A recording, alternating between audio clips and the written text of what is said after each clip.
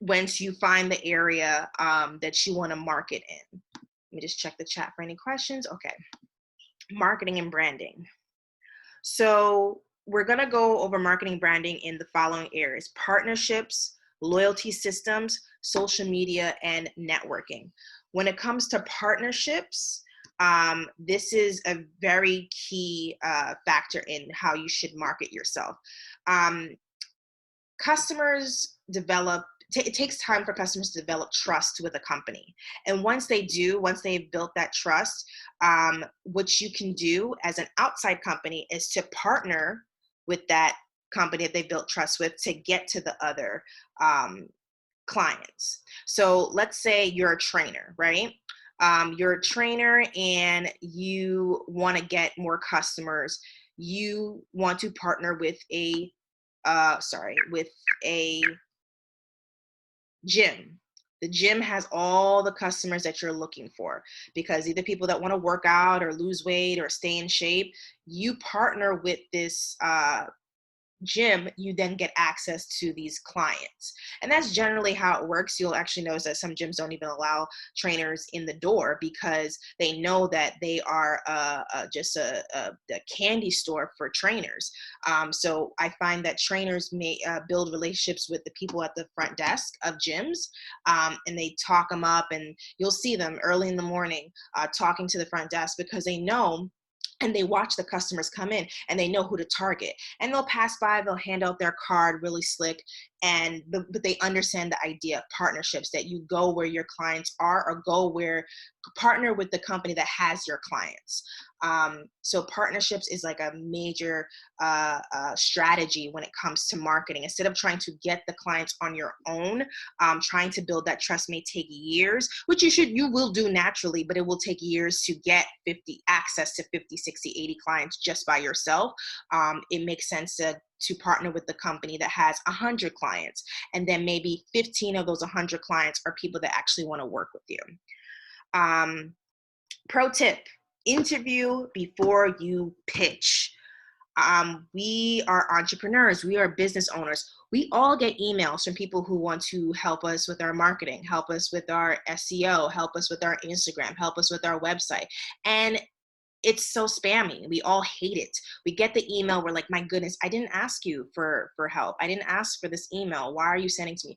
Why are you asking me to help me when I didn't ask for it? It's just very annoying. You don't want to come off that way by coming to a company and saying, I can help you by offering this, and we're awesome, and our product is amazing. You know, you really should use us.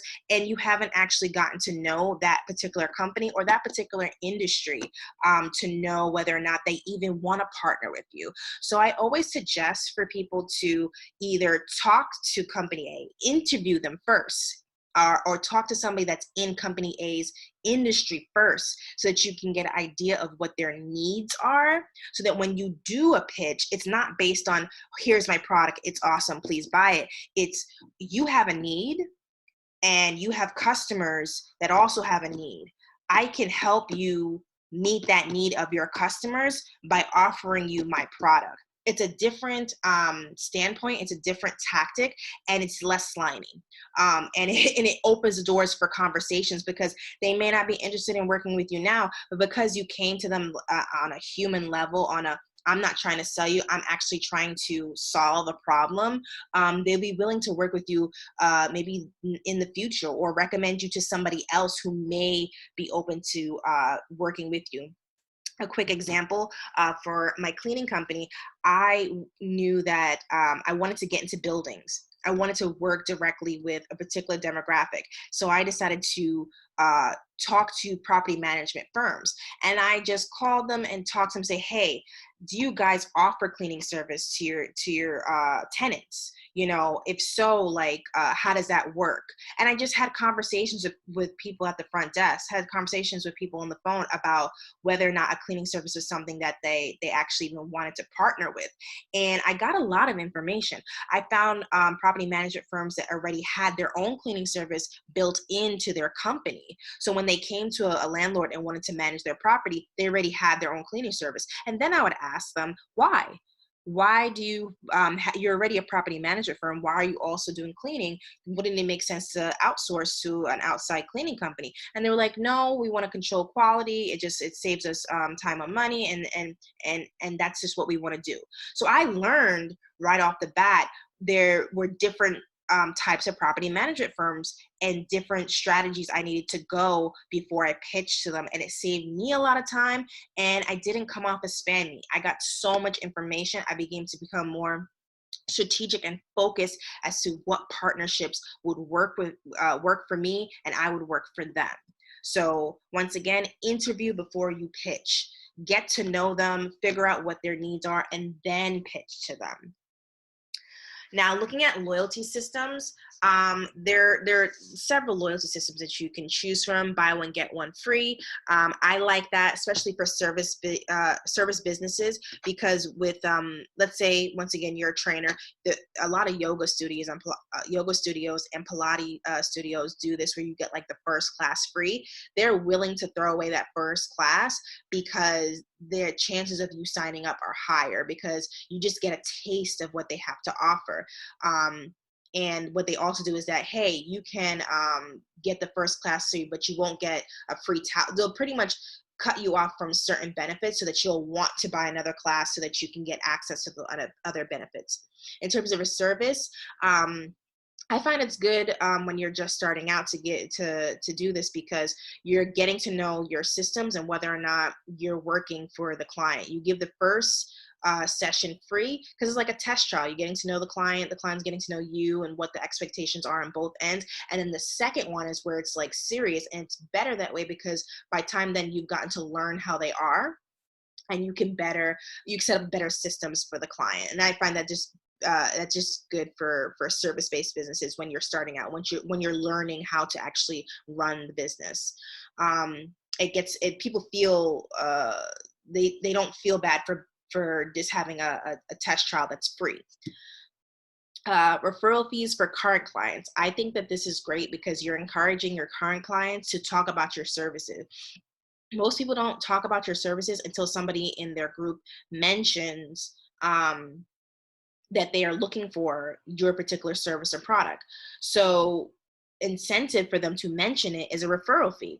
I also suggest doing this within your team, your staff, to give them referral fees if they bring in clients. Then you have discounts, seasonal discounts, Valentine's Day, Christmas, all such stuff like that. Discounts are a form of marketing.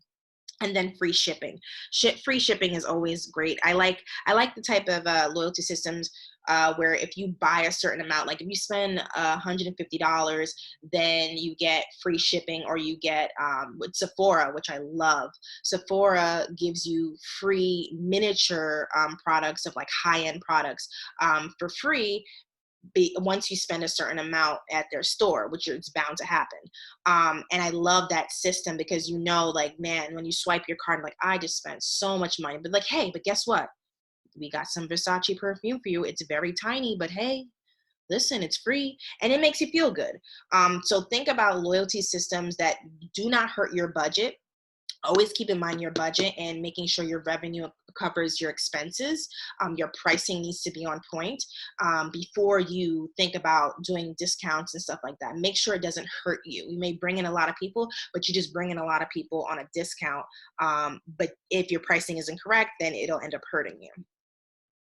The one company that's famous for loyalty systems is Amazon Prime. It was genius when they created Amazon Prime because it gave you so much access to so many different products, and you pay once a year. It's a subscription model.